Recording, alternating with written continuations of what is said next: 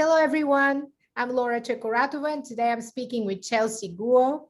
She's one of the featured artists in our upcoming Valentine Piano Extravaganza concert, which will be streamed on the Violin channel and on YouTube on February 16, 2021 at 7 o'clock. And we look forward to welcoming you virtually to the Salon Virtuosi February concert. Chelsea, where are you coming from? You look like you're in a studio, or is this your home? I actually came home today because it's Lunar New Year for the Chinese culture, and so I'm in my family's home in Connecticut. But it's very nice. They really tried to make it look very nice for the interview. Yes, it's gorgeous. It looks like you're all set up to do recordings, and I see a cello. Do you also play the cello or not? I wish I played the cello. I really do, but that's my brother's cello. Fantastic. So is he also a professional musician? The two of you work together, or? Well, he's 14, so he's quite a bit younger than me, but I don't know that he wants to go into music. He enjoys it though. Oh, it's a great thing to have in your life. Yeah. Well, it's wonderful to introduce you to our audience at our regular Salon de Virtuosi events. We always have a nice reception after each concert where our members and friends and guests get to know the artist. So these interviews are kind of a way for us to introduce you, and so people get to know you a little bit more. You are currently at Juilliard. You're studying piano with Bob McDonald. You're also a singer. And for our concert, you're doing both piano pieces and a couple of songs, which is really exciting, delightful. Can you tell us a little bit more about the program you will be presenting? Sure. I actually study with Hongquan Chen at Juilliard. Yeah, Mr. Chen is my teacher, and he has been for past 6 years. Oh, so, okay. Yeah, Apologies. No worries at all. Elliot was with Robert McDonald. That's right. He's our other artist. Well, exactly. All the teachers at Juilliard are fantastic. So I'm sure that. Exactly. Thank you for correcting me. Of course. Yes. So the program that I'm playing for the Valentine's Day concert was one that I was really excited about because I really wanted to play with this theme of love, but I didn't want it to get too sappy. So the first piece on the program is a Prelude and Fugue by Mendelssohn, the first one in E minor. And that one is so special because I had no idea that he had written these kinds of pieces modeled after Bach, and they're, as Bach's are, very spiritual and full of, I mean, the prelude sounds like one of his songs without words. It's very romantic and beautiful, and the fugue it's so deeply, I feel like there's such a spiritual love connection, and almost like a worshipful moment in that, and it's really stunning. And then, of course, after that, the Schumann Liszt transcription of Schumann's Widmung, which we all know is very romantic, that was written by Robert Schumann for his to-be bride, and it was, I mean, it's the ultimate love song, really.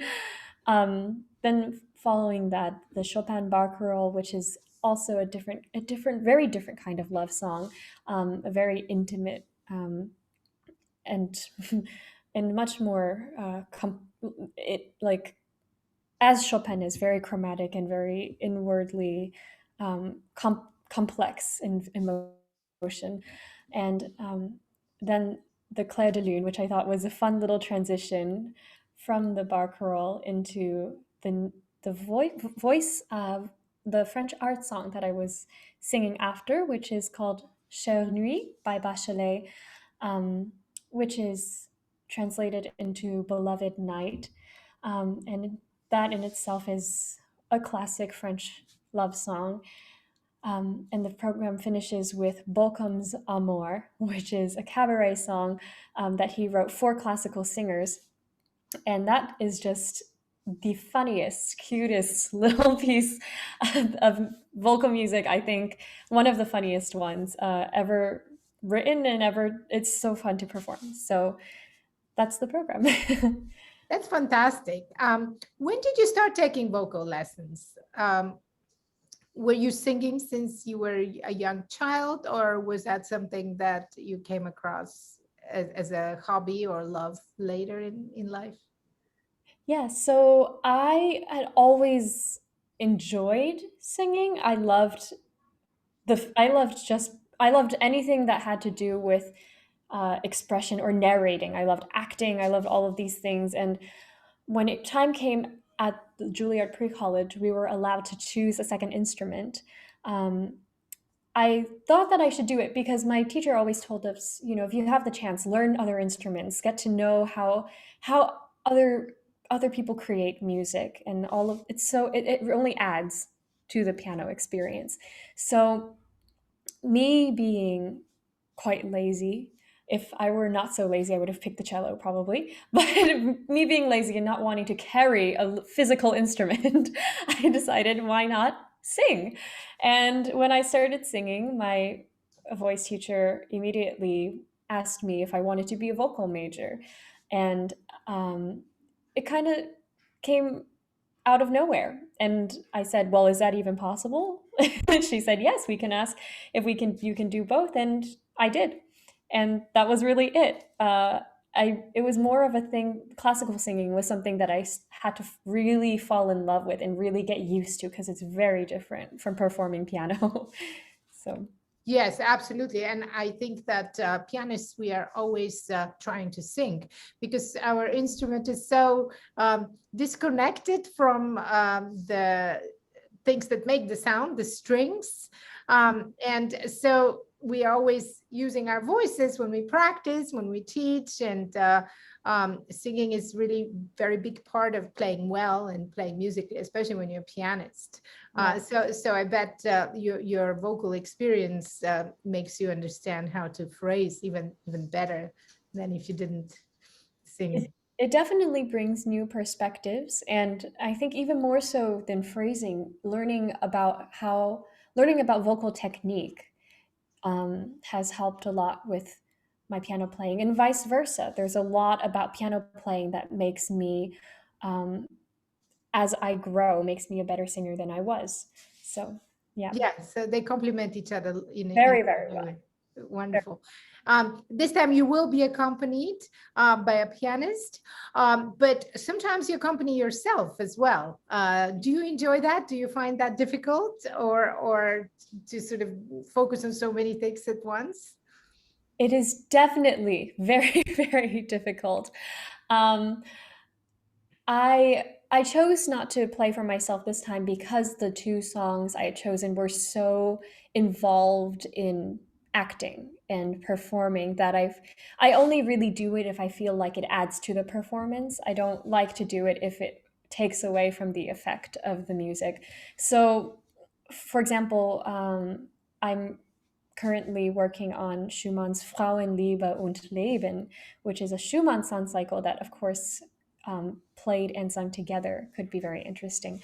Um, but it's definitely very difficult because um, you either one of them suffers when you're practicing, and it takes a lot of planning and coordination and knowing exactly what you're going to think about at every given moment, at every note, to plan out the thought process. That's really the only way that I can do it and not completely fall apart by the end of the Yeah. piece.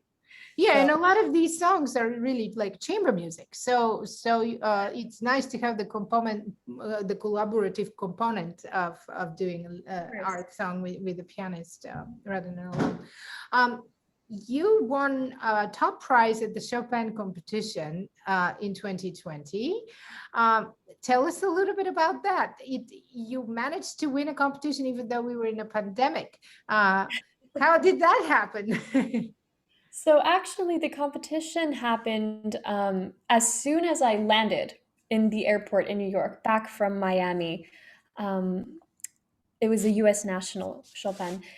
It was held in Miami, and as soon as I came back to New York, everything became shut down. So I was we were very fortunate that the 10 to 14 days we were in Miami was right prior to the complete collapse of the world, Wow. basically. Yeah. Yeah. So I feel that if I had known that was the last time I was really going to play for a live audience in a very long time, I think I would have enjoyed it even more than I already did, and treasured it even more. I mean, it was such a special experience. And when I went into the competition, my real hope and goal was I just want to play all the repertoire that I've prepared. Like it's not really about rising to the top this amount or this amount, but really I put my heart into all of this music, and I just want a chance to play it all on that stage, on for the people who love this music. So that was really special. I don't think I'll ever forget it. Oh, how wonderful. It looks like you could do concerts from there. You have a really fancy mic, a camera. Have you done much live streaming or videos during this period, or you focus more on other things, learning repertoire and being in classes and Yeah, so I definitely have a good setup. And I have been making a few little things here and there, mainly for social media, but very small things. Because when I record, I have to do all of the editing, which I'm not professional at whatsoever. It takes a lot of time and it takes a lot of energy. So I definitely do it, just not in large amounts.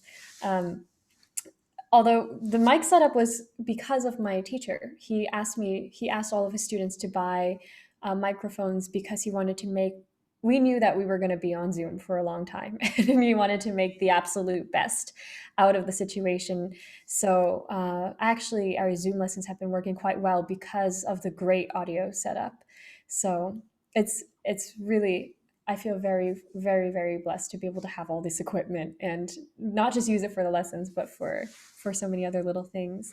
yes, of course. Yeah, because Zoom really depends so much on both sides having good mics and Exactly. good connection for it to work. Exactly. Um, and so you have been doing the Zoom lessons mostly throughout this time. Have you done any in person at all? Is Julia doing any in person activities? There is actually just a few days ago, the pianist who played for this concert and I performed a four hands chamber music program. We played the Foray Dolly Suite and the Mendelssohn Andante and Allegro Brillante.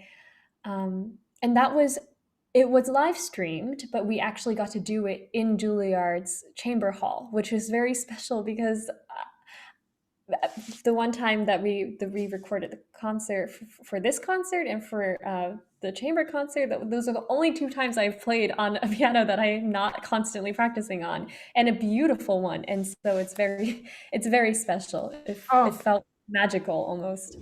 that's fantastic. Can our audience hear it? If we, is there a link I can share or? I don't know because Juilliard's copyright is quite strict I see.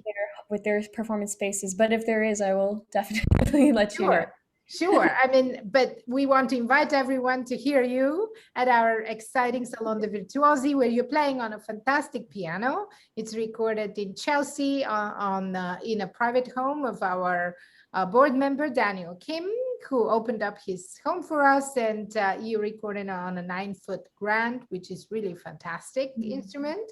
And we look forward to presenting you and Elliot. It's going to be really wonderful evening. I would like to wish you, your family, and everyone who celebrates Happy New Year. It's the year of the ox, I found out, and let's hope it brings us out of this pandemic so we can meet again in person Yeah. before too long. Thank you so much, Laura. Thank you for having me and for inviting me to perform and to talk. I really it's such a joy after having been stuck in my apartment with just you know, been in the, so I really appreciate the opportunity. Absolutely, absolutely. We're delighted to have you. Thank you so much for joining us and for this interview.